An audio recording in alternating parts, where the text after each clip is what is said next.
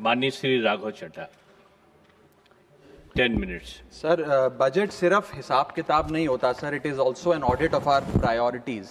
ये बताता है कि देश में किसे रिलीफ मिलेगा, किसे वेट करने के लिए कहा जाएगा और किसे एडजस्ट करने के लिए कहा जाएगा। Sir, I rise to speak not on abstract numbers today but on everyday anxieties of Indians. The title of my speech is I do not oppose, I rise to propose.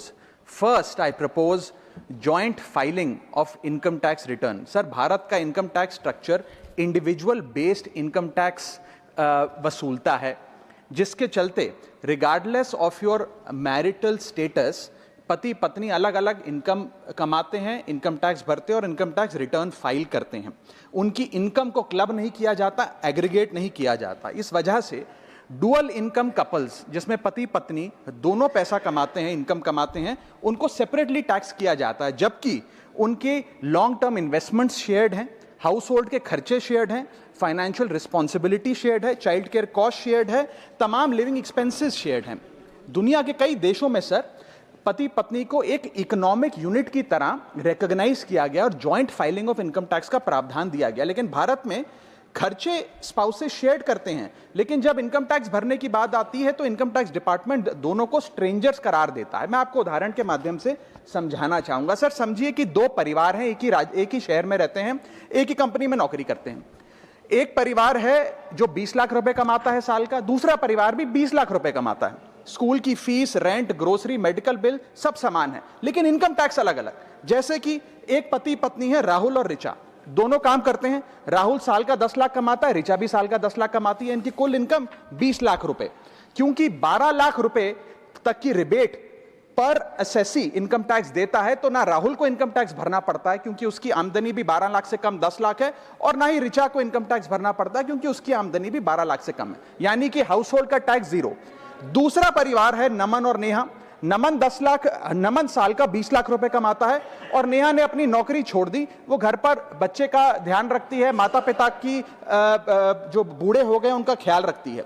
Sir, नमन और नेहा की भी family income 20 lakh है, लेकिन क्योंकि individual taxation है, नमन को 20 लाख के हिसाब से, स्लैब के हिसाब से इनकम टैक्स भरना पड़ता है 1,92,400 रुपए, और वहीं नेहा क्योंकि उसकी इनकम नहीं, उसे टैक्स नहीं भरना पड़ता। यानी कि दो परिवार, सेम इनकम, लेकिन एक परिवार को कोई इनकम टैक्स नहीं भरना और दूसरे परिवार को 1,92,000 का टैक्स भरना पड़ता है। एक ही छत, एक ही किचन, एक ही हाउस होल्ड, एक ही बजट, लेकिन अलग अलग टैक्स। सर, मुझे लगता है कि अगर जॉइंट फाइलिंग ऑफ आईटीआर होगा तो इन मैरिटल कपल्स को इनकम टैक्स की जो रिलीफ है वो ज्यादा मिल पाएगा। मैं दूसरा एग्जांपल देता हूं। एक मैरिड कपल है सर, जो दोनों पति पत्नी आईटी प्रोफेशनल्स हैं, नौकरी करते हैं, एक ही घर में रहते हैं, शेयर्ड एक्सपेंसेस हैं। पति 18 लाख रुपए साल का कमाता है, पत्नी 6 लाख रुपए साल का कमाती है, यानी कि कुल इनकम दोनों की 18 जमा 6 24 lakh.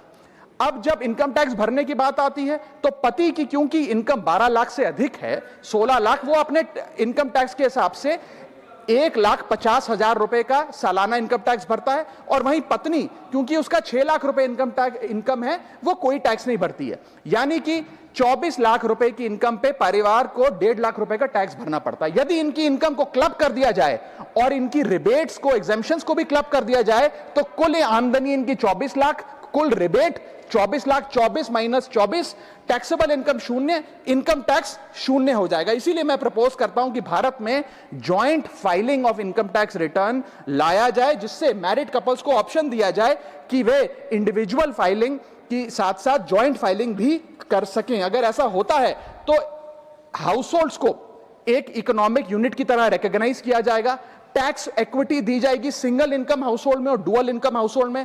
Third, single income earner को अनयूज्ड एग्जेम्पशन अपने स्पाउस की यूज करने का मौका मिलेगा। इनकम डाइवर्जन की प्रैक्टिस, जैसे परिवार में अपनी इनकम ट्रांसफर की जाती है ताकि परिवार वाले रिश्तेदार का स्लैब एक्सप्लॉइट किया जा सके, वो प्रथा बंद होगी। और sir, on a lighter note, ज्यादा लोग शादियां करेंगे ताकि वे इस इनकम टैक्स सेविंग का फायदा उठा सकें। सर, इंटरनेशनल कंपैरिजन मैं करना चाहूंगा। यूनाइटेड स्टेट्स, जर्मनी, फ्रांस जैसे देशों में जॉइंट आईटीआर का सिस्टम लागू है। सर, हमारा इनकम टैक्स स्ट्रक्चर कंपनियां रिकॉग्नाइज करता है, पार्टनरशिप रिकॉग्नाइज करता है, कॉर्पोरेशन रिकॉग्नाइज करता है, यहां तक कि हिंदू अनडिवाइडेड फैमिली को एज एन एसएससी रिकॉग्नाइज करता है। लेकिन हमारे समाज का मोस्ट फंडामेंटल इकोनॉमिक यूनिट, एक न्यूक्लियर फैमिली, पति पत्नी को as one single economic unit recognise नहीं करता, जो करना चाहिए। Sir, my second submission is I propose remove tax on disability pension on armed forces। Sir, एक सैनिक जब बॉर्डर पर गोली खाता है तो या तो वो शहीद हो जाता है, या यदि वो बच जाता है तो उसके शरीर का कोई अंग वो खो देता है, डिसेबल हो जाता है। इसके चलते सरकार उसे डिसेबिलिटी पेंशन देती है। ये कोई एहसान नहीं है, ये इनाम नहीं है, ये मुआवजा है, क्योंकि उसने देश की रक्षा करते हुए अपना एक अंग खो दिया, अपनी एक चीज, अपनी जीवन, अब वो एक रिड्यूस्ड क्वालिटी ऑफ लाइफ जिएगा। लेकिन विडंबना है कि आज हम इस डिसेबिलिटी पेंशन पर भी इनकम टैक्स लगाने जा रहे हैं। इस यूनियन बजट 2026 में फाइनेंस मिनिस्टर ने tax exemption on disability pension को विड्रॉ किया है, और 1922 से डिसेबल पेंशन आर्म्ड फोर्सेस को जो दी जा रही थी उस पर कोई इनकम टैक्स नहीं था।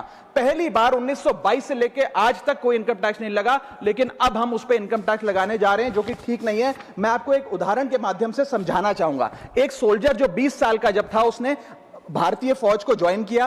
25 साल सर्विस करने के बाद एक्सट्रीम कंडीशंस में उसने दिवाली बंकर में मनाई, ईद बॉर्डर पे मनाई, क्रिसमस के दौरान पेट्रोलिंग करी, अपने बच्चों के बर्थडे, अपनी मैरिज एनिवर्सरी, सुख दुख के मौके सब मिस किए।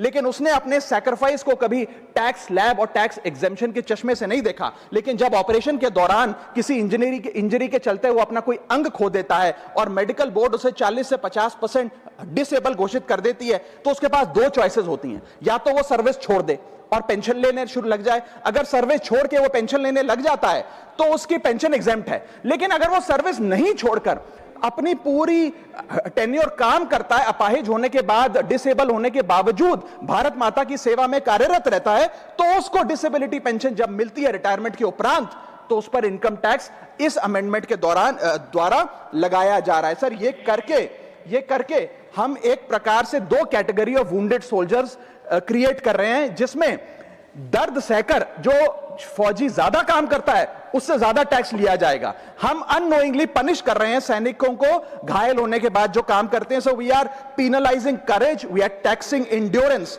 मैं कहना चाहता हूं sir, when the wound is same, service is same, sacrifice is same, tax treatment अलग अलग नहीं होना चाहिए। डिसेबिलिटी पेंशन कोई विंडफॉल गेन नहीं है, कोई बोनस नहीं है, कोई प्रिविलेज नहीं है। अगर भारत माता की सेवा में उस सैनिक ने अपना कोई अंग खो दिया, उसको टैक्स मान के और उसकी डिसेबिलिटी पेंशन को अतिरिक्त इनकम मान के उस पर टैक्स नहीं लगना चाहिए। You can tax income, you can tax profit, but you cannot tax a soldiers sacrifice. Sir, मैं बस यही कहना चाहूंगा कि एक ग्रेटफुल नेशन एक हाथ से सोल्जर को सल्यूट और दूसरे हाथ से इनकम टैक्स का नोटिस नहीं दे सकता। इसे विड्रॉ करना चाहिए and restore full income tax exemption on disabled pension for all army personnel. Sir, third मेरा प्रपोजल है no bank charges for not maintaining minimum account balance.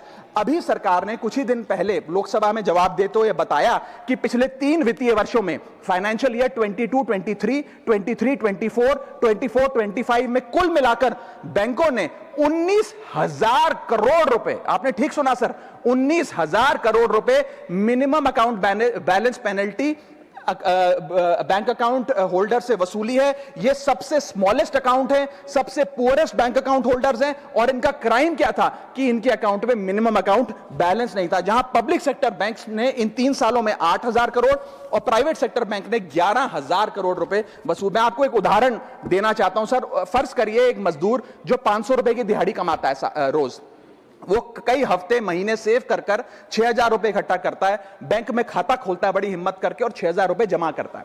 एक दिन कुछ महीनों बाद जब आपदा आती है, उसके घर में कोई बीमार हो जाता है, तो वो 6,000 में से 2,000 रुपए विड्रॉ कर लेता है अपने खर्चे के लिए, बचे 4,000 रुपए। लेकिन बैंक कहता है कि कम से कम 5,000 रुपए का मिनिमम अकाउंट बैलेंस होना चाहिए। उस बेचारे गरीब को तो पता नहीं। जब वो 6 महीने बाद अपने ये 4,000 रुपए भी बैंक से लेने जाता है, तो पता लगता है कि 100 रुपए प्रति महीना के हिसाब से पिछले 6 महीने में बैंक ने 600 रुपए काट लिया। अब उसे बैंक 4,000 नहीं, मात्र 3,400 रुपए देकर चलता करता है।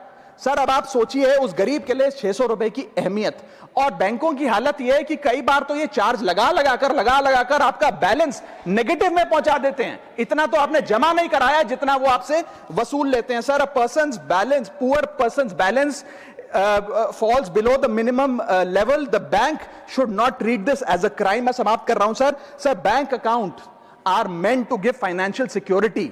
ये हमें फाइनेंशियल सिक्योरिटी की जगह आज फाइनेंशियल स्ट्रेस देते जा रहे हैं, और एक बैंकिंग सिस्टम को हमने ऐसी व्यवस्था में तब्दील कर दिया है जिसमें पॉवर्टी को पनिश किया जाता है। मैं समाप्त कर रहा हूं, आधे मिनट में खत्म कर दूंगा सर।